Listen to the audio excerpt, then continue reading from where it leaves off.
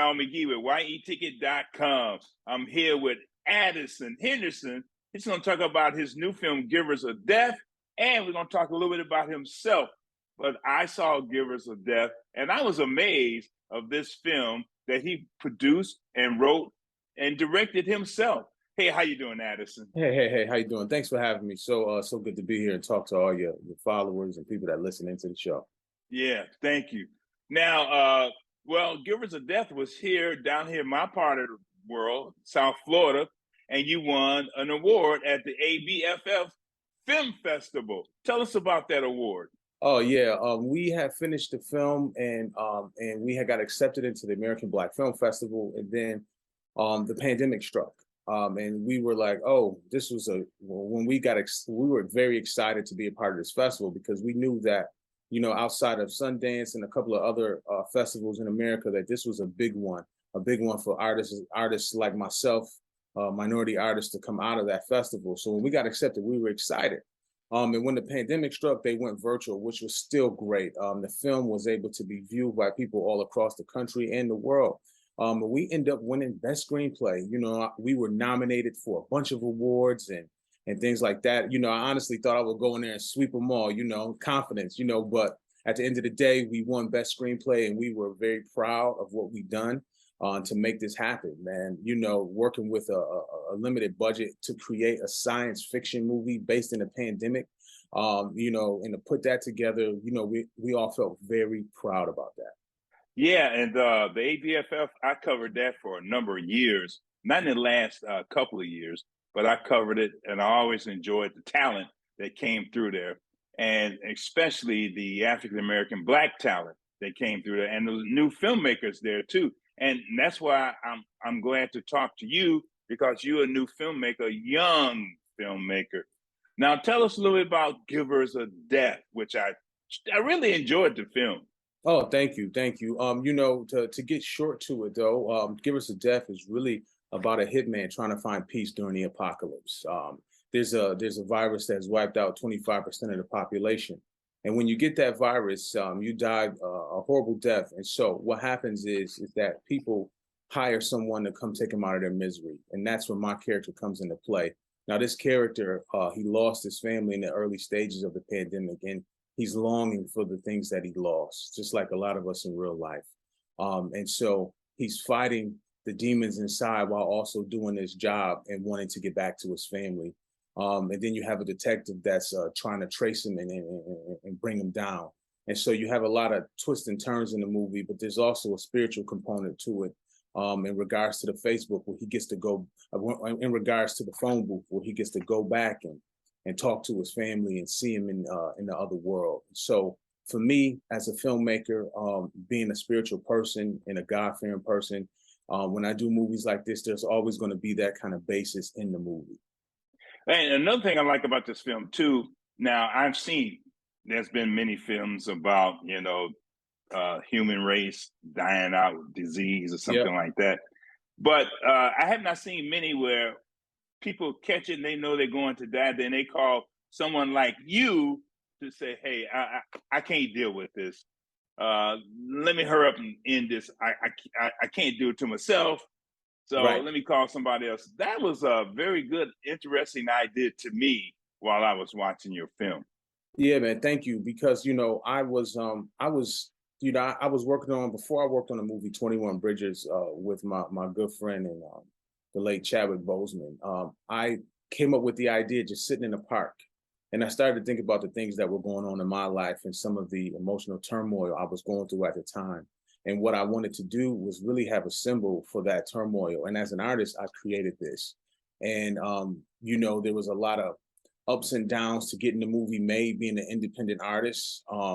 But we were able to do it. I had a great team around me, you know, that supported me in knowing that I was going to do all the jobs. And they really put their arms around me and to make sure I could do a good job with this film. And, you know, my producers, the money people, you know, once they got in the room with me and they sat down with me and they could see the passion that I had for the film and what I was creating, they were all in. And I'm thankful for that. Oh, yeah. And you shot this in your hometown, Buffalo, New York. And that's why I think you know this area, but that's why I like this film because you knew how to find the great locations to make this film horrible looking, not Yeah. the film, but the setting for the idea or the premise of the film. And not only that, you know how to work it very well. Tell us a bit Yeah. about that. Yeah, absolutely. I'll definitely get into that. The locations were key. As I was writing the movie, being from Buffalo, New York, and knowing that I shoot all my films in my hometown. One, because Great Tax Credit and the Film Commission are friends of mine, and they really support me. And they were there in the beginning of my career. And so I was writing this film, and I was like, I know where I can shoot this, like the phone booth scenes. When I was writing that, and I came up with the idea for the phone booth, I was like, we have to place it here because this old great grand edifice that is now broken and tore down really played well with the idea of the phone booth and going to another place to visit the family or going back into memories. And so, I huddled up with my producer, Matt Cappuccino, my production designer, Frank Coppola, and we really said, okay, we got to find some of the best locations. And I was like, I got a couple in mind, which I know are going to work well for these big set pieces. And it all really just came together. And when you can get $1 million locations for practically nothing, it all bodes well for your film. Oh yeah. And not only that, your character too was still looking for some type of peace. And he kind of felt that there was peace on the other side, not peace right here on earth, but peace on the other side. Is that because of your religious beliefs, or why did you have that type of idea in this film? I had that type of idea with this film because I really was going through during that time in my life as an artist. You have the ebbs and flows. You kind of deal with the depression sometimes and things of that nature. And I was going through a really mental wasteland during that time. And my father was sick, friends were sick, going through a divorce, and I wanted to really create a symbol for my life. You know what I mean? And that's Yeah, what birth Givers of Death, and really, but I wanted to find a little bit of a hope in there, getting back to the family part, and not just all, shoot 'em up, kill and virus and stuff. But I really right. wanted to have a person that was in search of something, a meaning to his life, and the meaning to his life was maybe I should be back with my family. And that's what really drove the character, drove the movie. And yeah, so that's really where it was birthed. Yeah. Now let's talk a little bit about yourself. Now, you went to New York City. You studied some acting and things like that, and you appeared on some stage there in New York, right? Tell us a little bit Yeah, about yeah. that. Well, what happened was I was playing football in college, and I always was an artist growing up, doing acting and things of that nature. And unfortunately, my best friend was murdered, and so I was young, Where and I in was Buffalo? in Buffalo, Buffalo? New York. Yes. And so I got done playing junior college football. I'm around 19 years old, and I told myself, I said, well, life is too short. I gotta go and do it. And so $130 in my pocket. I bought a car a while ago. I packed my car up. I had family in Newark, New Jersey. Drove up to Newark, New Jersey, stayed with some family, couch surfed, and all of a sudden I'm in acting school at HB Studios, studying acting and directing, and going through a 2-year program and studying with some of the greatest teachers there, like Edward Morehouse, Austin Pendleton, and things of that nature. And it really, really prepared me as an artist for the kind of art that I wanted to create, which is kind of like, doing high art and doing great things that really speak to humankind, and also putting that supernatural, that high concept edge on it. So yeah, that's how it all started for me. And there was divergence in my plan. I started doing documentaries for a couple of years, and those were great. Won awards, toured, got distribution, but then everything brought me back to this, and that's why I'm here. Wow, that's great. But also, you worked with a guy. I only met him one time. I didn't get a chance to interview him, but I met him, shook his hand. Eric Lasell, Yeah. and just to explain, Eric Lasell. He's an actor, but also he's a director and a writer. And man, he's done a lot of good work. Tell us about your experience with Eric Lasell? Oh yeah, Eric Lasell, great artist. Obviously, he broke down some doors, really. He had a big contract on ER. I did his contract and decided that he was going to do something else and walk away. And he did Humble Journey Films, and I was an intern for him. And I really got a chance to see how a production company is ran.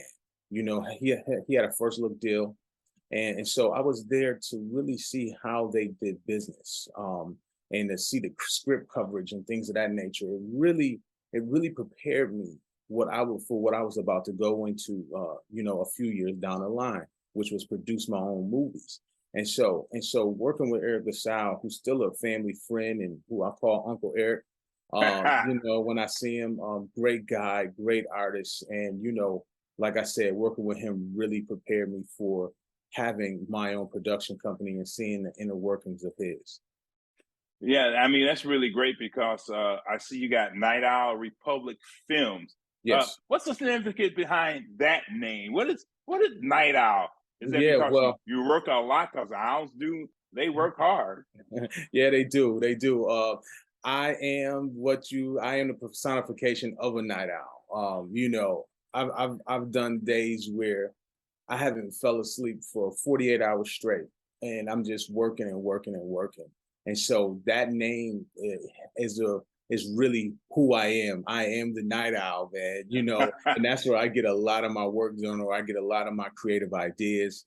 You know, in the night, and you know, I write a lot of films, and based around, you know, that feeling, that kind of dark a little bit, you know, hopefully with a little hope, with a little high concept, you know. And so for me, the Night Owl was just like a perfect name for me and what I represent. So that's where the name came from.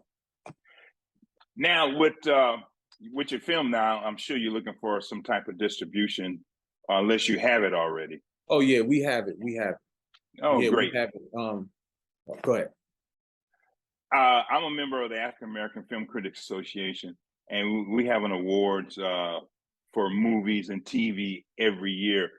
And I wish there was some way that you can get it to us so we can watch the film also once you get it out there. And there's now, you're going to be streaming, or you're going to be at the theaters? What would the film be doing? So on August the 5th, Buffalo 8 signed, you know, picked up the film for worldwide rights, worldwide distribution rights. On August 5th, throughout the country, North America, the movie will be in select theaters and streaming all over all the major platforms, on Apple, Vudu, Amazon. So it's going to be out there to the world, and we will, of course, get you this movie, so that all of you guys can watch it, and tell us what you think, and hopefully we'll see you down the line, and Yeah, talk about the movie even more. yeah.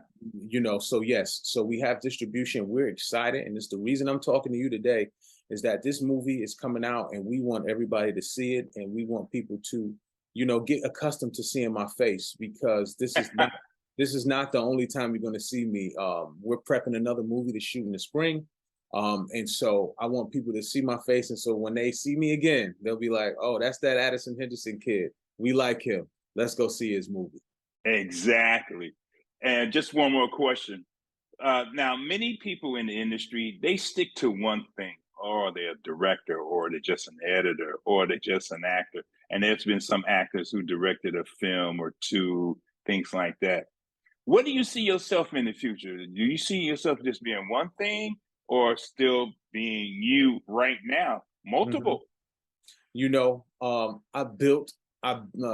learning and my training sessions and everything I've done up until this point has been built on me doing acting and directing, right? And so I was at a dinner a few weeks ago, with an executive of an streaming company. They said, Addison, so where do you see yourself? Just the same question you asked me. What do you want to do? And I said, you want the real answer? You want to know who I really want, what I really see myself being? I said, I want to be Clint Eastwood.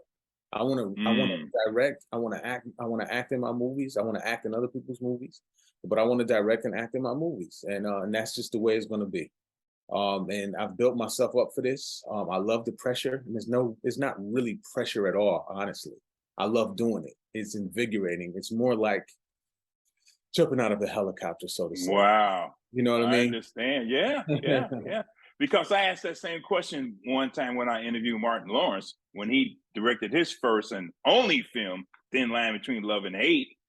And he just wants to be an actor now because he thought it was a lot of hard work being a director.